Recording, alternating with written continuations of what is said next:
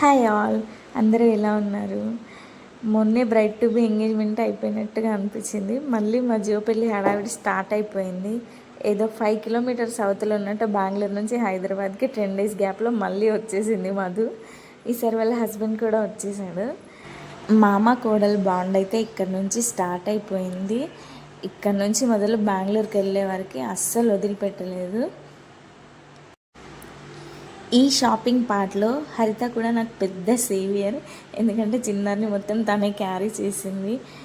రోజు మనం ఎత్తుకొని మళ్ళీ వీళ్ళతో షాపింగ్లు అంటే చాలా చిరాకు వస్తుంది కదా.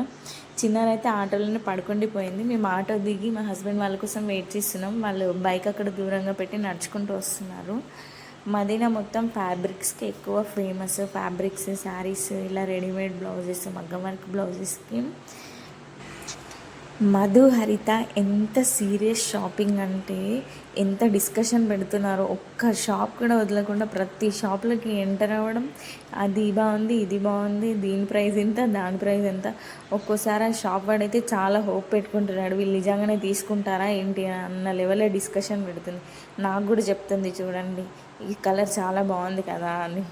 అవును, ఎంత బాగుందో నువ్వు తీసుకో కదా పదా అని అంటే నవ్వుతుంది.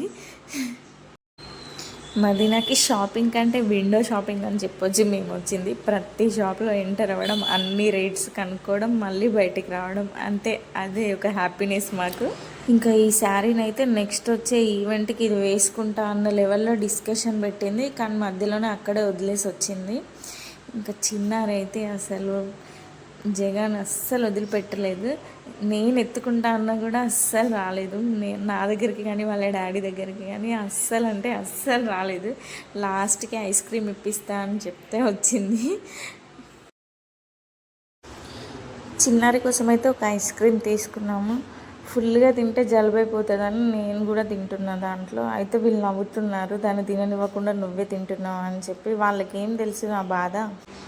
మదీనా మొత్తం ఒక రౌండ్ వేసాక చార్మినార్ కానీ బయలుదేరాము.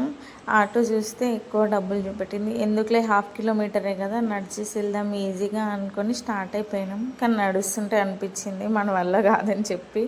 బట్ ఇంకా అలా వీడియో తీసుకుంటూ మెల్లిగా నవ్వుకుంటూ హ్యాపీగా వెళ్తున్నాము. ఒక చిన్న ఫ్యాంటసీ పెట్టుకొని చార్మినార్ అని గోల చేసింది. వాళ్ళ హస్బెండ్తో బ్యాంగిల్స్ వేయించుకోవాలని పట్టుకొని మరీ చార్మినార్కి వచ్చింది. అట్లా క్యాజువల్గా వాక్ చేసుకుంటూ మాట్లాడుకుంటూ పీస్ఫుల్గా అనిపించింది. చాలాసేపు నడిచినాం, అట్లా టైమే తెలియలేదు. నిజంగా పిల్లలు పుట్టిన తర్వాత అసలు ఇట్లా టైం స్పెండ్ చేసిందే లేదు. నేనైతే మైండ్కి చాలా రిలాక్సింగ్గా అనిపించింది. మెల్లిగా నడుచుకుంటూ చార్మినార్ దగ్గర దాకా వచ్చాం, కానీ అక్కడే సర్కిల్ దగ్గర కూర్చుండిపోయాం. అక్కడి వరకు వెళ్ళిన తర్వాత చార్మినార్ దగ్గరికి వెళ్ళాలంటే భయం వేసింది. ఎందుకంటే అంత రష్ ఉంది. లోపలికి వెళ్ళి ఇరుక్కున్నామంటే అసలు కదలలేమో అన్నంత రష్ ఉండింది. సర్లే కాసేపు అలా కూర్చొని తర్వాత లోపలికి అయితే స్టార్ట్ అయిపోయినాం. చూడండి ఇంత దూరం నుంచే రష్ ఎలా కనిపిస్తుందో. ఇంకా ఫైనల్గా మేడం గారి డ్రీమ్ ఫుల్ఫిల్ అయ్యే దగ్గరకు వచ్చేసాం. బ్యాంగిల్ షాప్కి వచ్చి కూర్చున్నాం మేము. తనైతే బ్యాంగిల్ సెలెక్ట్ చేసుకుంటుంది. ఫస్ట్ దాని కోరిక వినగానే ఇది ఎక్కడ తిక్క కోరికరా బాబు అనుకున్నా, కానీ నిజంగా అది అట్లా వేయించుకుంటే నాకు కూడా చాలా క్యూట్గా అనిపించింది.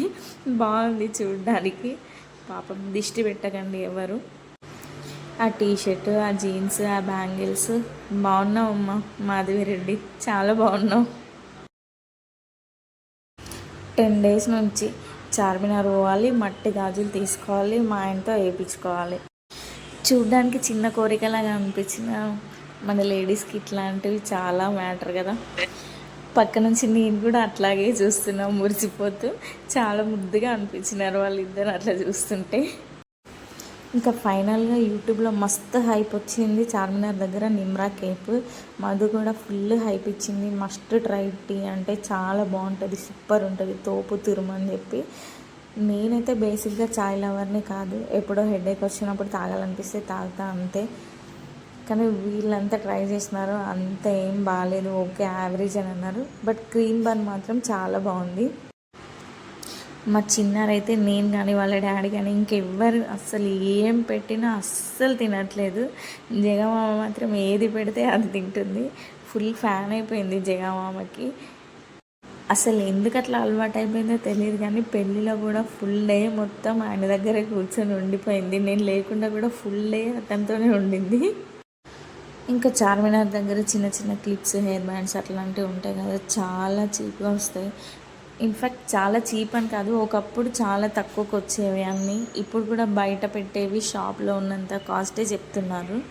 బట్ అన్నీ ఒకే దగ్గర అవైలబుల్గా ఉంటాయని చెప్పి అదొక సాటిస్ఫాక్షన్ అంతే. ఈ షాపింగ్ ఏదైనా అకేషన్స్కి మాత్రం అన్నీ అవైలబుల్గా ఉంటాయి. చిన్న పిన్ దగ్గర నుండి పెద్ద ఐటెం వరకు అన్నీ ఒకే దగ్గర అవైలబుల్గా ఉంటాయి. మనకు తిరగడానికి ఓపిక కావాలంతే. చిన్న చిన్న షాపింగ్స్ అన్నీ చేస్తూ చార్మినార్ 4 సైడ్స్ కవర్ చేసాం. 4 సైడ్స్ అంతా తిరిగేసిన తర్వాత సరే అని చెప్పి ట్యాంక్ బండ్కి వెళ్దామని చెప్పి ఆటోస్ అడిగితే చాలా కాస్ట్ చెప్పినారు. సరే కొంచెం బయటికి వెళ్ళి బుక్ చేసుకుందామని చెప్పి అట్లా నడుస్తున్నాం. ఎంత దూరం నడిచినా ఒక్క ఆటో కూడా ఆపట్లేదు. సగం దూరం నడిచి మళ్ళీ అంతే ఫుల్ కాస్ట్ పెట్టినాం. ఒక్కొక్కసారి అట్లా ఉంటుంది టైం బ్యాడ్. మా చిన్నారికి మాత్రం ఇట్లా లైటింగ్స్లో తిరగడం అంటే చాలా ఇష్టం. అటు ఇటు లైట్స్ కనిపిస్తూ ఉంటే అసలు తిండి నిద్ర ఏది అవసరం లేదు, ఎవరితో ఉన్నాను కూడా అవసరం లేదు, మంచిగా ఎంజాయ్ చేస్తూ ఉంటుంది. ఇంకా ఆటో తీసుకొని సచివాలయం దగ్గరికి అయితే వచ్చేసాం. నైట్ టైం సచివాలయం లుక్ కూడా చాలా బాగుంటుంది. చాలామంది ఇక్కడ ఫొటోస్ దిగుతున్నారు. మేము కూడా ఇక్కడే ఆటో దిగేసి కాసేపు అట్లా వాక్ చేసుకుంటూ ట్యాంక్ బండ్ సైడ్ వెళ్ళిపోయినాం.